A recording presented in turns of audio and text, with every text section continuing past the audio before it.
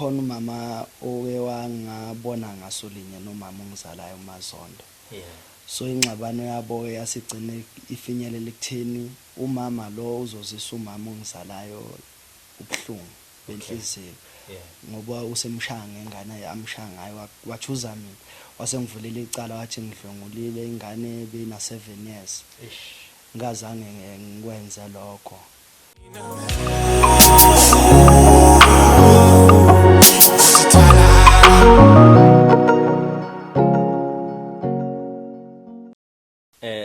Sanibonani babukeli bethu emakhaya. Igama lami mina ngikwazi ngokansayile ngiphuma phansi lenkandla Mahlatha Mnyama. Nginibingelela lapha kwiNEB podcast lapho suka khona sixoxa nje ngezinto ezahlukahlukene ngezinkinga ezahlukahlukene. Ngiyathemba lokuthi ezinye izinto esizivezayo lapha kunina nibe na indlela yokusiza. Sibonga nje kakhulukazi ngesupport ke nisiphe yona kusona sonke lesikhathi sindawone nabantu esentena ngenelele empilweni zabo nalekelela. Akukhona ukuthanda kwethu, akukhona futhi nokuthanda kwenu kodwa kungukuthanda komusa wenkosi ukuthi mhlawumbe ifinyelele ezikhwameni zenu, ifinyelele emqondweni yenu ekutheni nibe nayo imbono, nibe nazo izixazululo kuzona zonke inkinga sibhekene nazo.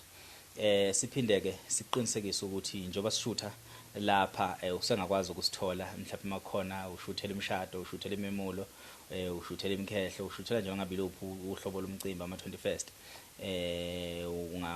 Ungasilandela kule number yethu ozoyithola lapha kuma comment. Namhlanje ke angihambi ngedwa, ngihamba nomfoka Mangethe Zwane. Awubingelele ababukeli bethu emakhaya uzichaza ukuthi ubani kukuphi ekhaya soka kuphi kungani ulapha. Angibingelele ubabukeli uThembelani ngwakwaZwane. Ngokukhula ngikhulela eBellville phansi kwentaba kwaZondo ngoba mama lapha engizalwa khona. Ngokuhlala ke ngikhona la eThokoze Natalspruit.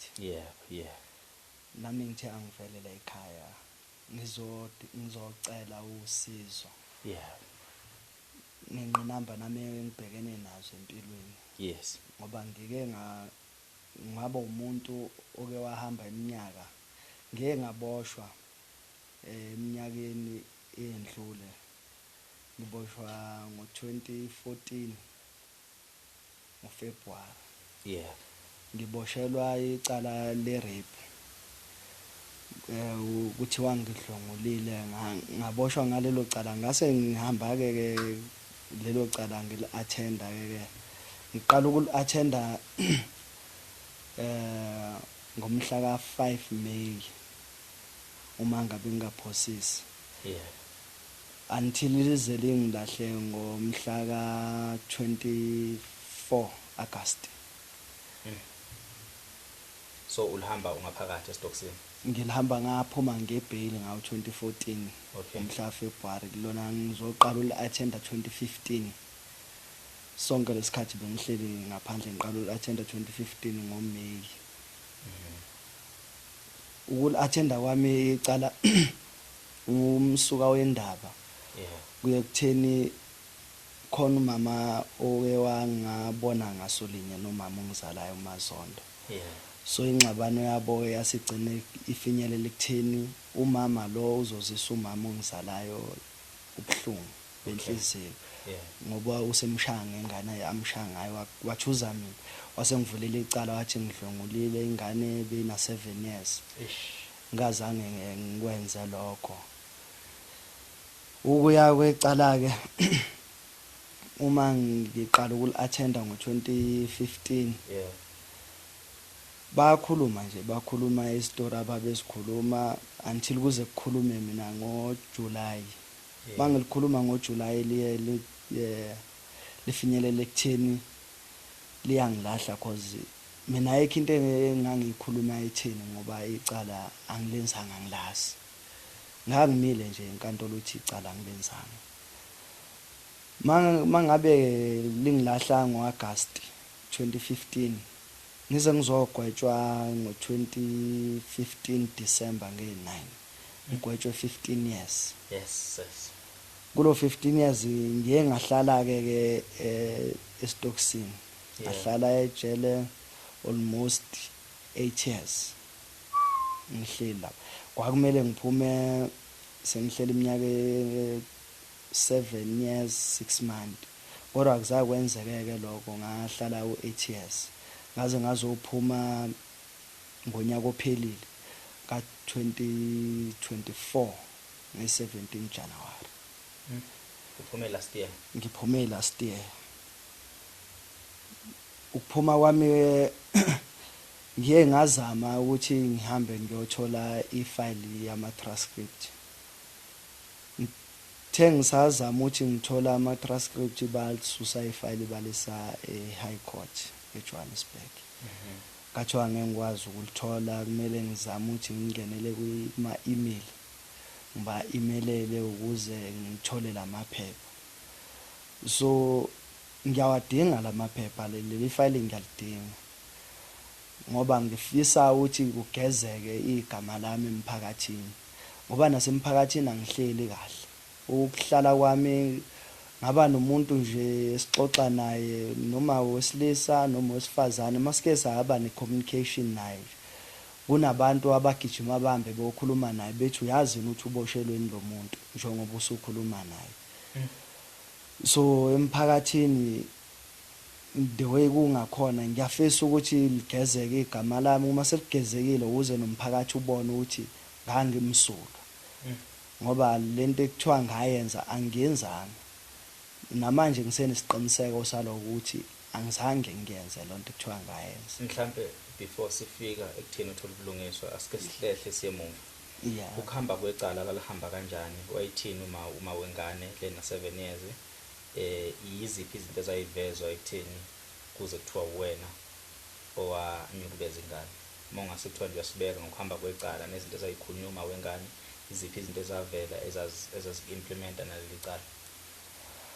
Umama wengane wayemile nje ukuthi ingane ngiyihlongulile, ngoba ukukhuluma kwakhe nje akakhulumanga nje into eningi kakhulu. Wathi nje mina ngihlongule ingane, ngiyaziwa ithokoza yonke ukuthi ngingumdlwenguli. Ngazi ke ubani engeke ngamdlwengula ethokoza, ngoba bengiqeda kufika nami khona la eThokoza ngo2012 January. Yeah. Ngizoboshwa kanjena yena ufika ngo2013 November. Uzongibophisa 2014 February. Bengibuye ekhaya nakhona. Yeah. Ingane ke iyo ke eyakhuluma, ukukhuluma kwengane ikhuluma izinto eyayitshelwa zona, ngoba yayitshelwa ingane ukuthi yadlungulwa kanjani, futhi yachaza nje ingane ukuthi yathi masidlunguliwe yaphunga ngathi mina ngizoyidubula ingatshela umuntu. Ngaleso sikhathi anginasibhamu, angaze ngibe naso. Ingane ke ithi idlale ngaphandle, bambuze coach ukuthi udlala muphi umdlalo. Ingane ichaza ithi ngidlala lo mdlalo okubambelela ngezandla phansi, inyawo sibe phezulu. Kodwa lo mntwana lo udlunguliwe. Uthi umama mechazela inkantolo ukuthi wayibona ngasiphi isikhathi ingane, uthi wayibona entambama uma ngabe segeza eseyikhumula ipampasi, uthi beqoka ipampasi. Mina angazi ke lutho ke ngalokho. Ngezwe nje ekhuluma coach ukuthi ingane beyifaka ipampasi, wathi mayikhipha ipampasi wathi ukuthi ingane idlunguliwe. Kanjani ngale na 7 years iqoka ipampasi? Nami ngaxakeka ngoba namanje ngisaxakekile. Ingako ngidinga ukuthi ubulungiswa ngiyafuna, ngiyabucela. Ngikunqamlile lapha mangethe mawuthi ukubona kwakho ukuthi wayidlwengula ethwe egeza ntambama.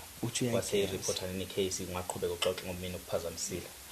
Ukureporta icase wayireporta late nje ngoma 8 yako 9, ngoba mina ukuboshwa kwami ngaboshwa kwakulesibili ngo1-2 ikhathi sekusentatha. Angisaboshwa ngalesikhathi ekuvulwa ngayo icase. Sengiboshwa ngosuku olulandelayo. Ukuboshwa kwami ke ngahamba ke bafika amaphoyisa azongithatha ngayi police station, ngoba ngizange ngibaleke. Kwakungekho ukuthi ngibalekele icala engingalenzanga. Ngoba ngalinda amaphoyisa, ngabatshela ngathi cha amaphoyisa ngizowalinda because ukuthi ngibaleke ngizobaleka ngishoniphi ngiyenzeni into yokuqala ukuze ngibaleke ngahlala ngalinda amaphoyisa afika ngesikhathi afika ngaso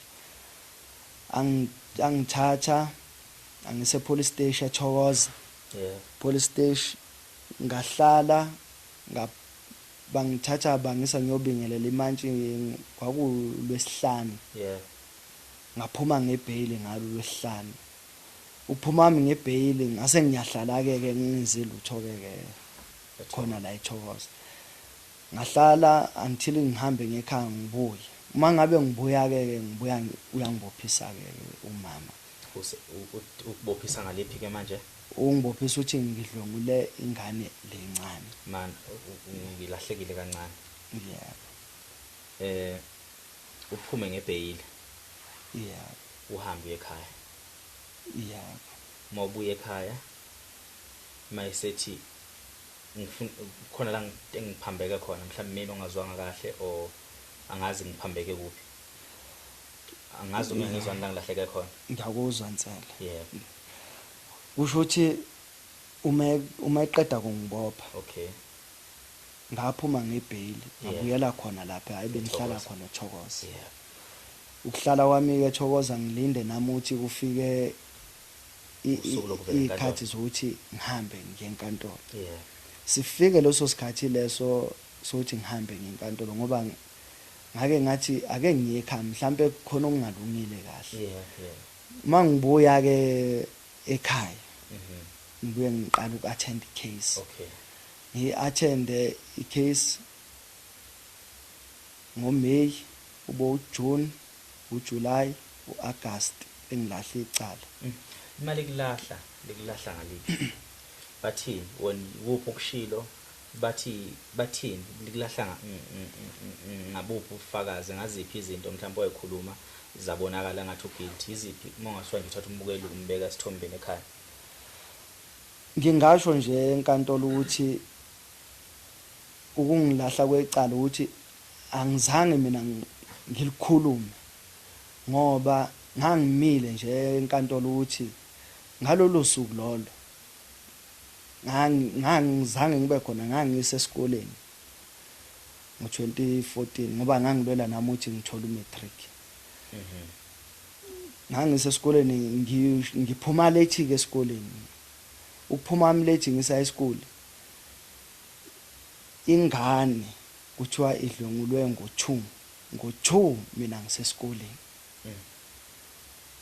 ukufika kwami ngafika ngoma 4 ngani mangifika ngo4 ngahamba ngetolo nesitolo to cash and carry ngiyothenga ukudla ngithunywe umama ongisalayo ngihamba ngiyothenga ukudla ngibuye ngoma past 6 to 7 mangibuya past 6 to 7 ngithola abahleli endlini umama nabangani bakhe newele lami lele ngizalwa nalo uThembeka nabangani bakhe khona lapho kunentombi yami engithandana naye ikhona la nami ngifika nabangani bami safe sahlala nje saxoxa sabukela imovie kwamnandi nje kodwa kuthe makushayo 8 ngezwe sekuthiwa ngidlongula ingane ngikhishwe endlini nje kuthiwa ngiyozwa ukuthi kungani kuthiwa ngidlongula ingane mangithi ngiyafika ngithola umama yena usebelethe ingane emhlanje uthi ene police station yovula icala ehambe ke bangibuze umphathi ungibuza uthi okay Thembelani wena uthi kwenziwe njani ngoba nangu akafuni ukwehlisa ingane sithi sifuna ukuyicheck ukuze sibe nesiqiniseko njengomphakathi ukuthi uvula nje icala ngempela ingane idlongile nemidlwenguliweke for that matter yebo ngithi mina ngoba akafuni umyekena ahambe enze lokhu yena ahlose ukwenza umphakathi umnyeka ahamba epolice station uyavula icala ngiboshwe ngaso leso sikhathi ngifuna so icala ligweba ngokuthi wena akukho ukukhulumayo awunayo email at that time ummeli benginayo ummeli westate obengimele ngoba ngamtshela naye uthi cha icala lona seliyangidinga ukuthi ngili-attend ora yini engizoyikhuluma ngoba angazi lutho, angenzanga lutho. Inkantolo ngizoyichazela ukuthini. Inkantolo ithathe-ke ukuthi ngoba mina ayikho into engiyikhulumayo lo ngimele ukuthi angazi lutho. Kwafika ekutheni icala liyangilahla. Ngabuza ukuthi njoba nithi icala liyangilahla, buphi ubufakazi obukhomba ukuthi ngiyathinteka kuleli cala engithinteka kulo? Njengama DNA test, incwadi zika doctor. Ummeli owayengimele angabuze enkantolo kodwa atshele mina ukuthi no, lokho kuzovela usungaphakathi ejele. Ngithi kanjani ngoba phela mina angazi lutho. Athi hayi ngikhuleke konke lokho kuzoba khona. Ngithathwe-ke ngifakwe-ke ejele ngaso leso sikhathi ngo-August. Ngibuya-ke ngilindele ukuthi kuzoqhamuka kuthiwa na i-DNA test iyasho ukuthi uyabandakanya ekudlongoleni ingane. Na incwadi ka-doctor iyasho ukuthi ingane idlonguliwe. Konke lokho angizange ngikuthole kuze kufike isikhathi sokuthi ngiyagwetshwa ngoDisemba u-15 years. Ngiyakuzwa ukuthi uphume ngeparoli. Uyasayina. Ngolwazi lwami ngesikhathi waboshwa ngaso kuze kube namhlanje kumele ngabe sesiphelile isigwebo ngokuba wagwetshwa 15 years angithi. Which means kwakumele uhlele 7 years no half onyaka ngaphakathi. Ngokuba angazi noma iqiniso kangakanani kodwa wena futhi umuntu onolwazi oluphelele ngoba mhlawumbe wayithola information ukuthi kubalwa ubusuku nemini mosejele. Kunjalo. Which means u15 years ubo half. Kodwa ngicela wahlala 8 years. Ukuphuma kwakho uphuma ngeparoli. Futhi icala kahla shutho nisesiboshwa. Kunjalo. Uma ngabe usugwetshiwe, kuye kubalwe usuku nemini. Uthi kushuthi njoba bengigwetshwe 15 years ngihlala 7 years 6 months. Bese bangikhipha ngeparole board. Iparole ngiyisayina njengoba ngiyisayina nje namanje. Ngiyasayina isigwebo kushuthi u7 years nga 6 months ngaphakathi, 7 years 6 months ngaphandle. Kuhluka kanjalo. Manje senginonyaka ngingaphandle. Usasalelwe umunye ngisasalelwa eminye iminyaka. Kushuthi sekusele 5 years nezinyanga ngoba ezinye izinyanga 2023 bengimele ngiphume ngoJune. Angiphumanga ngoJune ngazophuma 2024. Manje seku 2025. Kushuthi i1 year nezinyanga sekudlekile. Kushuthi ngisalelwe 5 years engiyisayinayo. Iyoziphela ngo2030 nge9 December.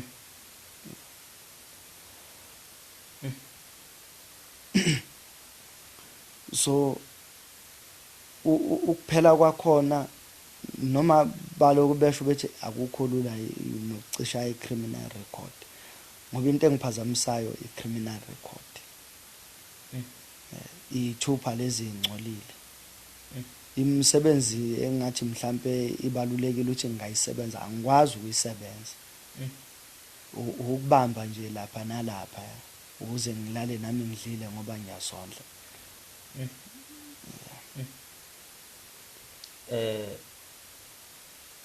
Ngokwestate nakulaba babekubopha akekho agcine kuprove ukuthi wena unacala. Cha akekho. Ulwazi lwakho nje ukuthi wena unacala. Ulwazi lwami ngilwaziyo. Because mina mongibhalela bengitshela ukuthi mhlawumbe ukhishwe ngokuba bakuthola ukuthi awunalo icala. But manje ngiyabona ukuthi usesesigwebeni sakho namanje. Ingane eyina 7 years kumele ngabe nangaphi manje? uma ngicabanga kumele abe 19 noma 20 una 20 lapho nje ngiyacabanga. mana ngicela ukubala 7 mvelo umuntu obe na 7 years ngo 2014 umuntu obe na 7 years 2014 manje uneminyaka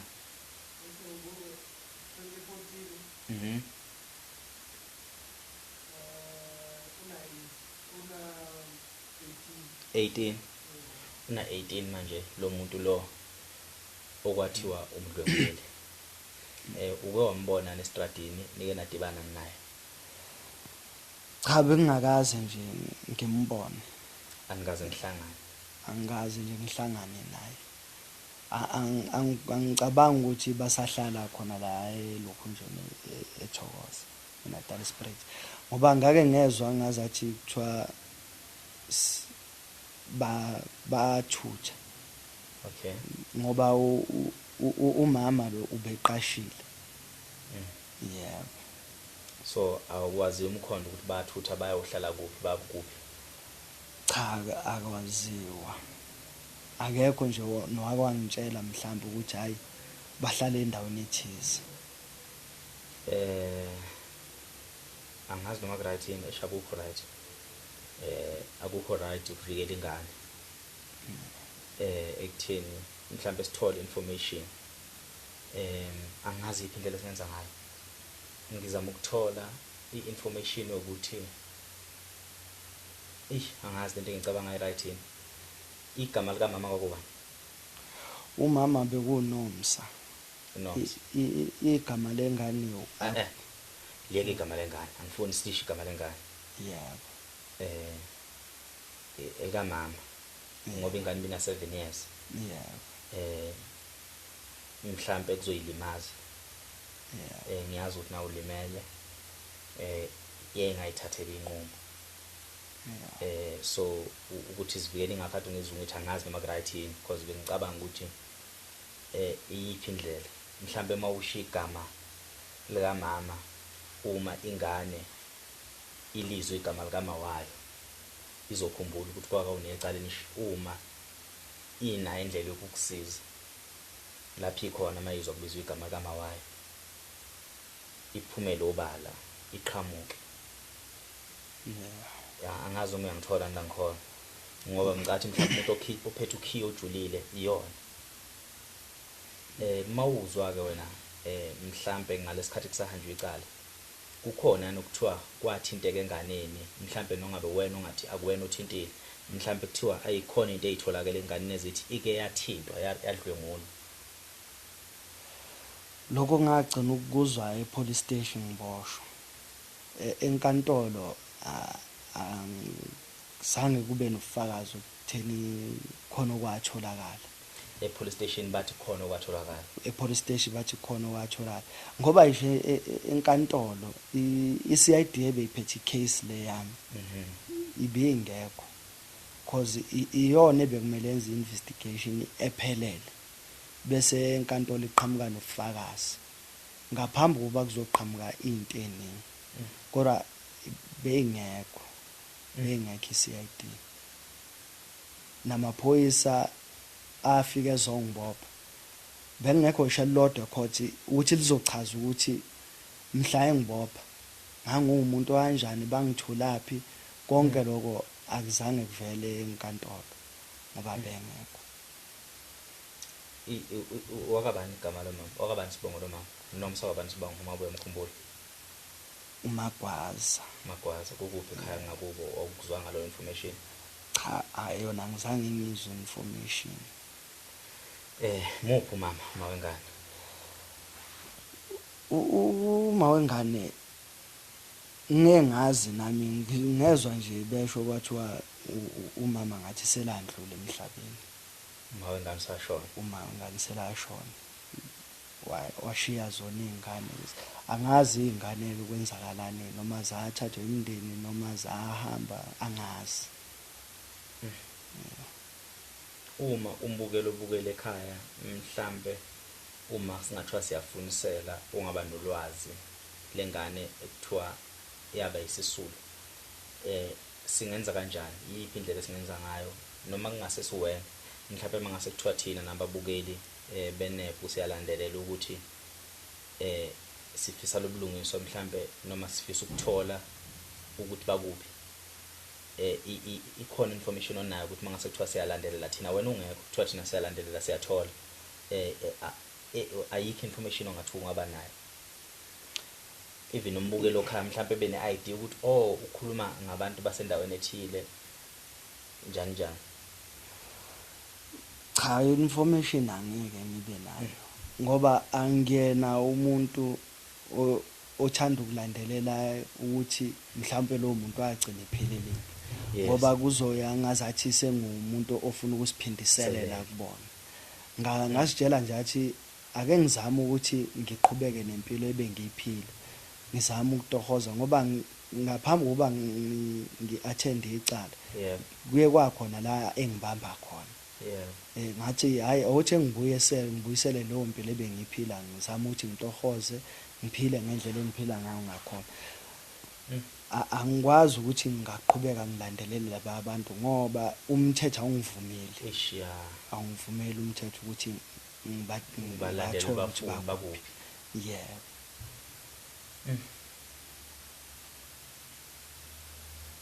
Indlela elulu ukuthi sexoxa off air le ukuthi iyiphi indlela esingakwazi ukuthi silandelele ngakhona ke manje ngalawa aboshwa khona kanjalo nje obushilo ukuthi amanye amaphepha ase High Court aseJohannesburg kusho njalo. Kukhona iphepha hotel ngakwena, iphepha enhloboni leli lingakwena. Iphepha enginalo iJ88 iphepha futhi iphepha lika dokotela engagcina ngilitholile. Ikadokotela kabani? Odokotela laba babecwaninga ukuthi ingane idlonguliwe yini. Okay. Yebo, ngilithole nje last year uma ngiya ngithi ngiyofuna ifile enkantolo. Ngikwazi ukuthi ngithola amaphepha lawa ama-transcript. Bangenzela icopy yencwadi kadokotela. Khona ngoba kadokotela nginayo nje ikhona lapha endlini ukuthi angikhonanga ukuthi ngikhumbule ukuthi ngize nayo. Kukhona ngencwadi kubhaliwe nje odokotela babili abahlola ingane. Ngendlela ekubhalwe ngakhona nami ngeke ngize ngi-understand incwadi kadoctor ukuthi umbhalo uthini. Iyangishaya nje ekadoctor uyifunda incwadi ukuthi ngokwe-language kadokotela ithi yes or no ingane yathinta. Yebo. Okay. Ngoba ibhalwe ngokuhlanganisa amagama. Ungafisa ukuthi ungishuthele uma ufika ungishuthele ngizozama ukuthi nami ngibheke ngiyipost ngizoyibheka nje ukuthi imi kanjani. Ukuthi umama ushonile uzwe ngoba usuphumile la usungaphandle nebexoxa abantu. Yebo. Abantu mangabe bengixoxela bethi awundoda sohlala isikhathi eside kangaka nomama lo seze wandlula emhlabeni. Yinto engizwile kanjalo. Sonke siyazi siwumphakathi ukuthi noma sike sithi abantu abasondelene bayazi ukuthi lo mama wengazwani noma wakho. Ngeke ngazi umphakathi osukhona ngoba abantu bebehlala khona la eSpirit abaningi abasekho. Sekwabantu asebasuka bathutha. So singibuzela ukuthi kungani laba ababekhona ngalesikhathi kungavelanga noma bengasetshenziswanga njengofakazi ekutheni imoral yalo mama ukuthi ethudlwengulile isuka kuphi. Akukho nilapha kwavela khona into enjalo ukuthi hayi wenza lento ngokuba nakho. Kusho ukuthi ingxabano la iqala khona. Yes. Umama ongizalayo wayesiza ingane yalo mama ngoba lo mama ubehlala nezingane ezintathu. Okay. Kulezi ingane lezi ezintathu wayeshaya enye yengane zakhe. Eyishaya ngensimbi. Kanti umama lo ngizalayo umuntu ongaphandle uyambona. Waphuthuma wathatha lensimbi wayisa enduneni kunenduna la sihlala ngakhona. wayesenduneni uthi hayibo naku kwenzeka ukuthi mangabe sebebuye enduneni futhi kwaba namagama awakhulumayo nami sengitshela umama ukuthi kunabantu abamtshela ukuthi umama lo uthi uzongizwise into ebuhlungu angasoza ikhohle until ekugcineni ngigcina ngiboshwa. Hey, mangathi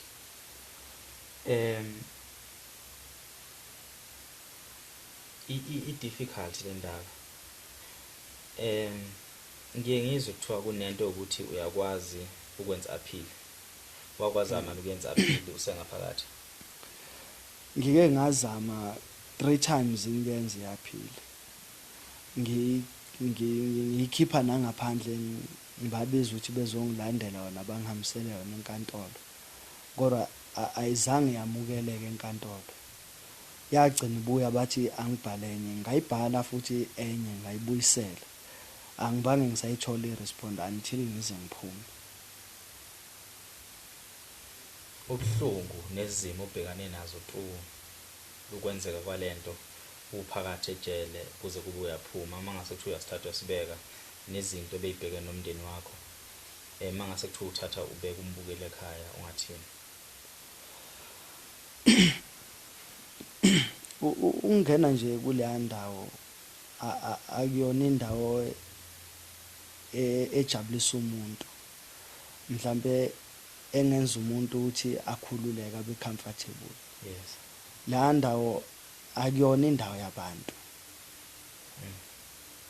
Ungena wakho nje kusuke sekumushakele ikusasa lakho. Ngoba kukabili ungaphuma ungaphumi kuleya ndawo. Mina ngaba nenhlanhla ukuthi ngathi mangifika uma bengibuza ukuthi ngifuna ukwenzani ngathi ngiyafisa ukuthi ngingafunda kunokuthi ngihlale mhlambe ngijoyine inombolo lezi ezangaphakathi. Ngakhethi ukufunda base bayangithatha ke bangisa eSun City. Ukuya kwami eSun City eMedium B ngahamba ngafike ngahlala khona ngafunda isikole until ngize ngifike kwaMatric. Okay. Uma ke ngiqedile ke kwaMatric kwabe ukuthi sengiyabuya ke ngibuya ngiza eBosberg la bengisuka khona. Okay.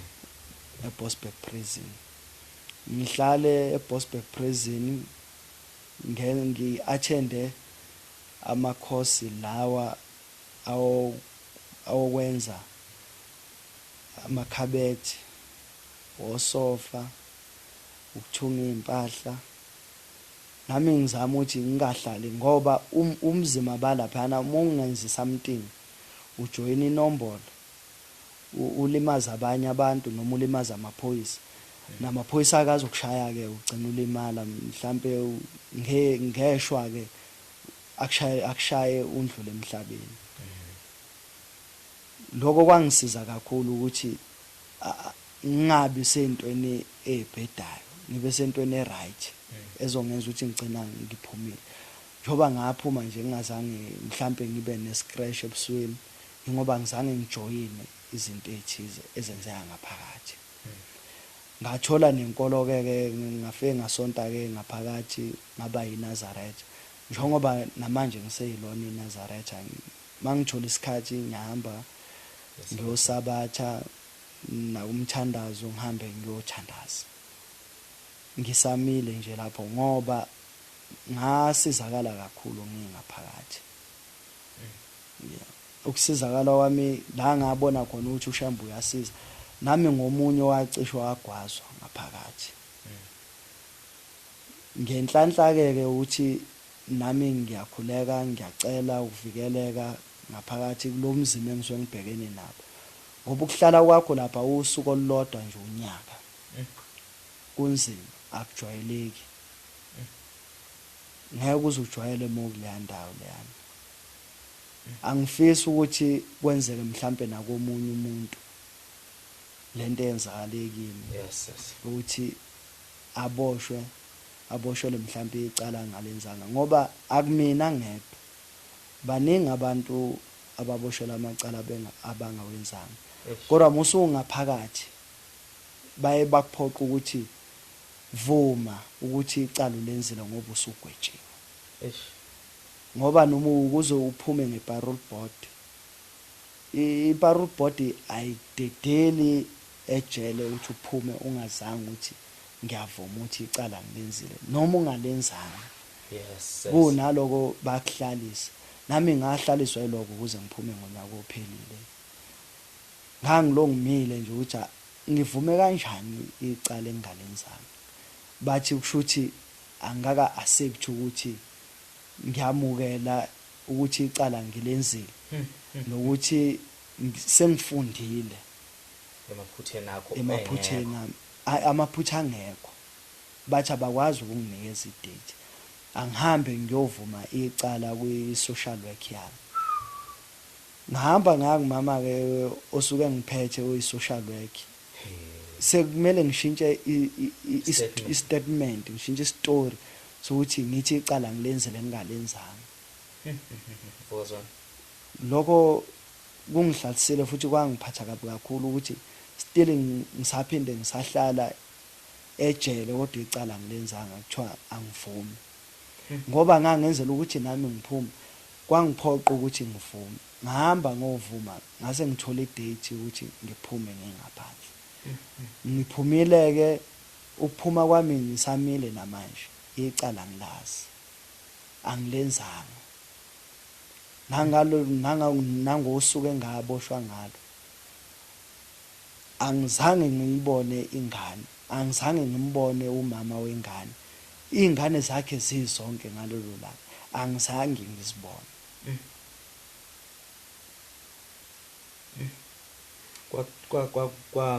kwazwakala kanjani enhlizweni yakho ngosuku uvuma ukuthi icala ulenzile ungalenzanga mangase kuthiwa usithatha usibeka kulowo muzwa mhlambe umuntu osekhaya akangathiwa ufisa ukunderstand ekutheni nawo sekumele uphume ngoba isigwebo sakho sikuphoqa ekutheni uthole iparole kodwa manje ukuze uphume kumele uthi icala ulenzile leyo nto le ihlale kanjani ukwazile nokuyithethelela wena ngaphakathi njengoba kwakumele ngiphume angizange ngithokoze namanje angithokozile ukuthi iparole board yangiphoqa ukuthi ngihambe ngiyovuma icala ngoba wonke umuntu olapha nongalenzanga ukuze aphume kumele bamvumise icala ngenkani ngoba basitshela ukuthi bona abayona inkantolo abakwazi ukuthi bangaphinde bakugwebe kwayona lonto leyo ukuthi bazothi bona bayona inkantolo akuyona into esiyijabulelayo thina esisuke singaphakathi mhlawumbe esisuke sifuna ukuphuma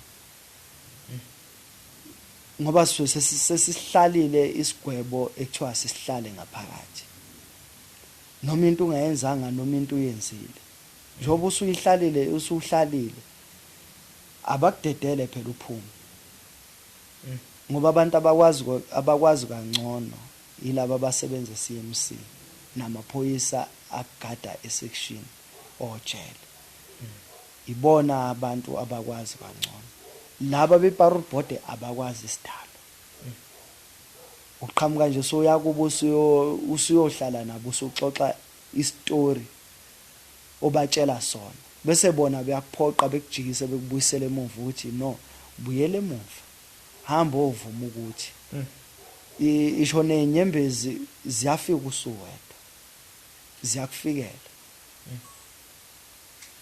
noma zingeze kufikele phakathi kwabantu kodwa usuwedwa usulele ziyakufikela inyembezi ziyehla futhi ngoba kusuke kunzima ususitshelela ukuthi cha namhlanje ngiyothola nami ngiyokuthola ukuthi ngiyahamba ngekhaya ngiyodibana nomndeni kodwa lokho akube kusenzeka njoba nje sisashiya ingane ikhula ngenaba zikhula ngenamama umama uboshiwe ubaba uboshiwe ayimazi isidalo wena mawuboshwe usunayo umntwana bese nginaye. Uyazi umntwana ukuthi okusho lena? Namanje umntana makazi ngoba ngaboshwa unina wayekhulelwe. Uma ngiphuma ngithola last year ukuthi unengane nakhona aze ngimcinga ngaze ngamthola. Uma ngimthola nje uyangitshela nakhona bengafuni ukungitshela ukuthi ingane yami. Wazi wangitshela sengitshela nje after insuku ukuthi kahle ingane yakho lo wangishiya ngikhulelwe. So ingane ikhuliswa unene yodwa angikwazanga ukuthi ngifake isandla nami njengomzali ukuthi ngikwazi ukuthi ngiyithengele lokho engiyithengela kona. Ubaba engane. Ngibo baba engane uze nayijabule. Ngiqale nje ukuyithengela mangiyithola ngehetoho ebengilibambile. Ngathatha wona lo mali ngayithengela lokho engiyithengela kona ukuthi naye ikwazi ukujabula. Njengamanje ubambe kuphi since amathuba emisebenzi kanjena nezithupha singavumi? Ngizwile makumele uze la wathi usazoqala emsebenzini. Njengamanje ngila eRostenville. Okay. Lapho engibambe khona. Nakhona manje ngiqale nje uma kuphela lenyanga lesiphuma kuyo kaFebruary. Yes. Ngoba ngisabambele namanje ngoba ngiyagibela kakhulukazi. Ngigibela everyday ngiswala eSpirit emsebenzini. Yenza security lapho. Ngeke ngithi mhlambe ngisecurity kodwa nje ngigada nje khona ebusuku. Okay. Yeah. Mhlambe mangase kuthiwa ingane ibukele namhlanje uma wengane ubukele, ungathini enganeni? Noma mangase kuthiwa udibana nayo face to face into ongathi uyayisho kuyona? Uma ngingathiwa ngihlangana nengane ngiyafisa ukuthi kube yiyona ephumela obala. Ikhuluma iqiniso. Ngiyacela futhi okunye kakhulukazi omama bengane bangaphoqe ingane ukuthi ikhuluma into engekho. Ngenxa yokuthi ufuna ukusiphindiselela komunye umuntu. Lonto leyo ayikho inhle, ayikho mnandi nakomunye umuntu. Ngoba mangingathiwa kuphinda kwenzeka kuwe wena owenze lonto leyo angikholwa ukuthi ungakujabulela lokho. Omama bakhuluma iqiniso. Uma ngabe uthi fana nokuthi uthandana nomuntu uthi uhambe umbophisa. Umbophisela mhlawumbe izinto anazo. Ngicela nje ukuthi ungabe umbophisela lonto leyo umuntu anayo. Uma ngabe uthi kunento eyifunayo icele kuyena. Kuphume kuyo ukuthi uyakupha yini noma akakuphi. Uma ngabe uthi uyakupha thatha lokho ubonge lokho akupha kona. Ungalali nomuntu masumfuna into mengasakuniki leyo nto masuyembophisa. Yebo konjalo. Akube nokubambisana nje emhlabeni. Kukhona nokufundile ngaphakathi, lukhona noshintsho olubonayo empilweni yakho oluhle noma olubi? Khona ngingasho ngithi ngifundile kakhulu. Singabanye abantu nangendlela esikhule ngayo ngakhona. Inhlonipho nokuthanda abantu.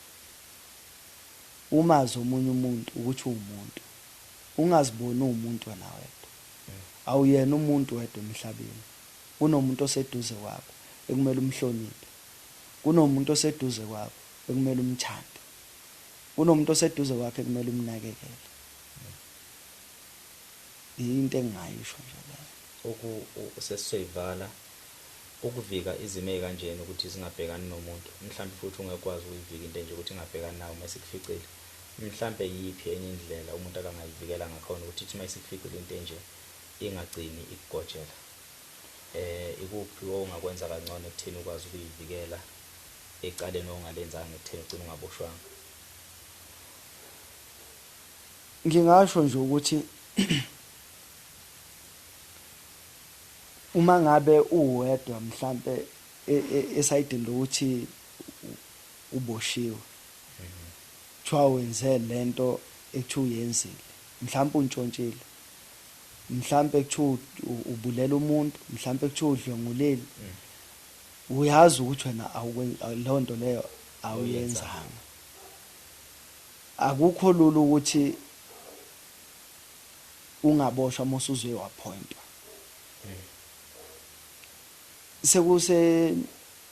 Sezandleni zamaphoyisa ukuthi njengoba amaphoyisa ekubopha kumele aqinisekise ukuthi kunobufakazi obuqanda ikhanda. Amaphoyisa angavuma ukugwazelwa abantu abasuke bevuma amacala ngenxa yokuthi kumele kuboshwe omunye umuntu ongayenzanga lo nto leyo. Amaphoyisa lo nto leyo kumele ayivike futhi naye ngoba kuphula umthetho ukuthi uthenga umuntu omthetho ukuthi enze into enjalo, ngoba ubulala ikusasa lomunye umuntu. Liyafa liyaphela, nelami nje ikusasa nje lifile, kodwa ngisazama ukuthi ngibuild impilo. Ngiyalwela. Yeah. Njengoba ufikile ke lapho ku-podcast, njengoba sengasho ukuthi amazi okugcina lawo, ikuphi okukhulu kakhulu okufisayo? Iyiphi process odinga ukuthi ithathwe? Zikhona n'indlela zokuthola ubulungiswa ku-state, mhlawumbe noma ungasatholanga ubulungiswa, uma uthi ufisa ukugeza igama lakho ufisa ligeze ngayiphi indlela ufuna kwenziweni? Ukuze ugezeke igama lami emphakathini, kungekho lula ukuthi ngingathi umphakathi njengoba ngibona nje ngimsulu. Umphakathi ungawutshela ukuthi umsulu, kodwa kukhona abantu abazokuphikisa. Into engifisa ukuthi yenzeke ukuthi i-state ngizama ukuthi ngilwisane naso ukuze sona siprove ipoint lokuthi ngimsulu. Ngoba uma ngabe nami ngizohlala ngithi state cha ngiyaseka, ngeke siprove ipoint ukuthi mina ngimsulu. So lokho simile ukuthi mina ngadlongula. So ngifisa ukuthi ngivulele istate icala,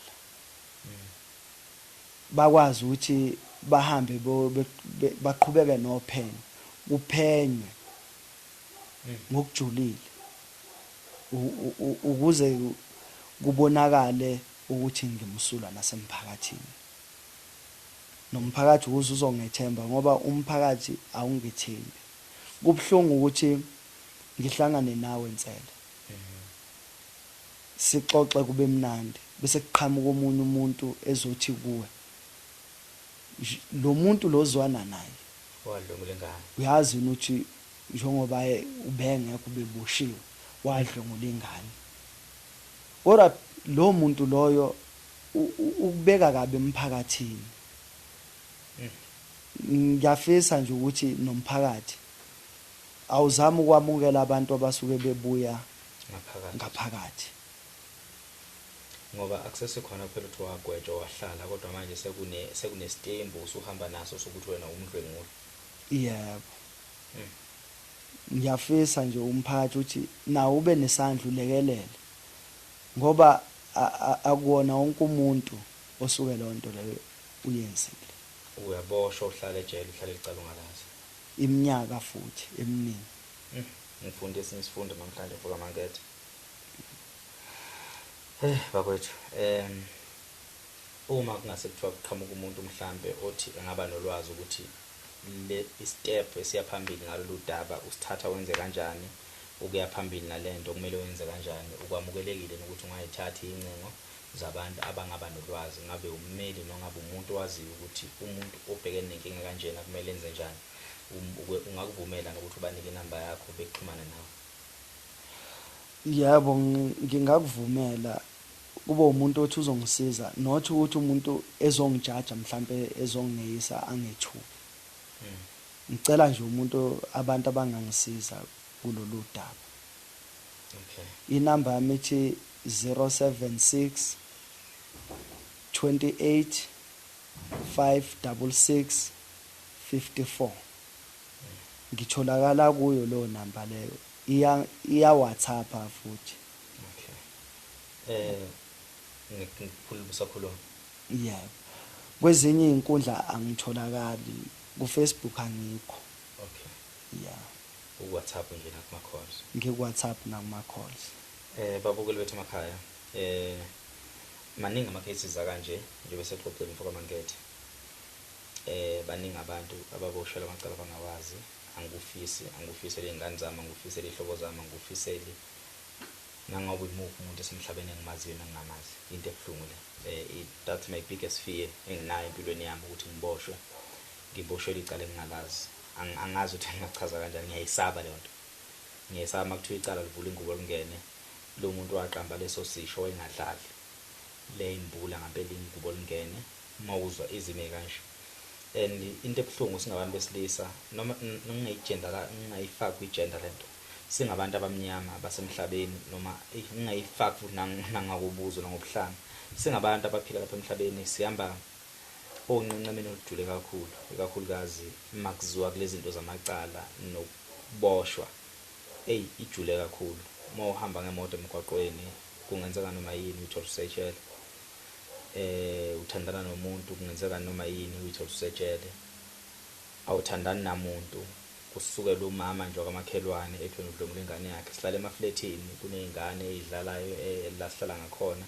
Mhlawumbe wena ugcina ubonakala udlala nengane noma wena ugcina ubonakala ukhulumisa ingane, mhlawumbe uyipha amaswidi, mhlawumbe nothando lwezingane. Zonke lezi zinto lezi masingabantu besilisa sizama ukuyi-avoid ukuthi sisondele izingane zabantu esingazazi ngoba uzosondela enganeni kanti beqeda ukuyithinta, mhlawumbe khona uqeda ukuyinyukubeza, ukhona umuntu oyinyukubezayo. Izingane ke zinomqondo omukela lokho osukutshela umuntu omdala. Yiloya bhutini loya ukwenze lento le, akabuza umzali ukuthi ubani. Yiloya bhutini ingane ithi yebo.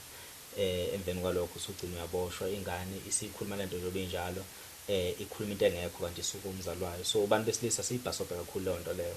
Ngingasifaka enkingeni, ungaba nothando lwengane kodwa ayithandele kude ingane, ungayithatha uyisondeze eduze kwakho ngoba baningi abantu engibaziyo ababoshiwe. Ungokuqala ke uMankethe engikhuluma naye face to face. Uyayibona ukuthi lento le imshayile imlimazile kakhulukazi nje enhlizweni nasemqondweni. So into nje kumele siyikhulekele njalo, siphinde futhi sikhulekele nabantu asisondelene nabo nezingane esizalayo ukuthi singabhekani nento nje. Kubazali emakhaya asike singayifunzi izingane into engekho. Siyafisa sithole udadewethu, mhlawumbe asibhalele, xhumane nathi, asazi siyomthola kanjani. Kambe uthiwa kwabani sibonga? uMagwaza. Okamagwaza uma wakhe. Yeah. Yes. Udadewethu uyazi even though emncane mhlawumbe ekukhuleni kwakho uyazi ukuthi kunomuntu waboshwa eboshwela into kanje. Mangabe usakhumbula okwakwenzeka akasithinte mhlawumbe naye. Mangabe khona into olwazela uludaba sethokoza akasithinte asho ukuthi bahlala kuphi.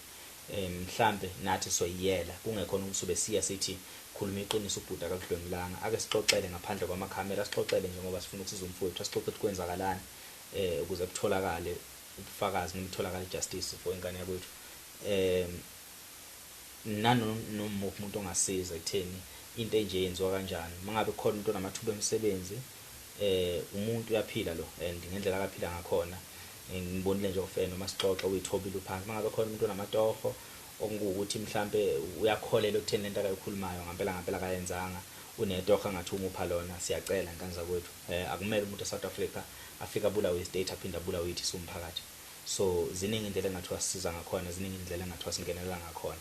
Kodwa into adeyizele bengazele ukufuna umsebenzi kodwa befuna ukuthi kugezeke igama lakhe, kube nendlela ukuthi uthole isincephezelo, kube nendlela futhi nomphakathi ukuthi asuse le title yokuthi umdlwenguli, indoda yagwetshela ukuthi yadlwengula ingane encane, kusuke lokho ngoba akulona iqiniso. And then ukuthola umsebenzi bese kungabe yibonus nayo ke singayijabula kakhulu. Siyabonga kakhulu, umsale kahle babukeli bethu emakhaya.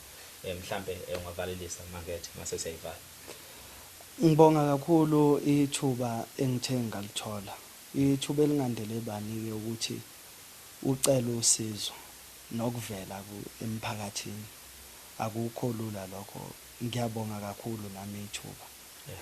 Nkosi nibusise. Amen.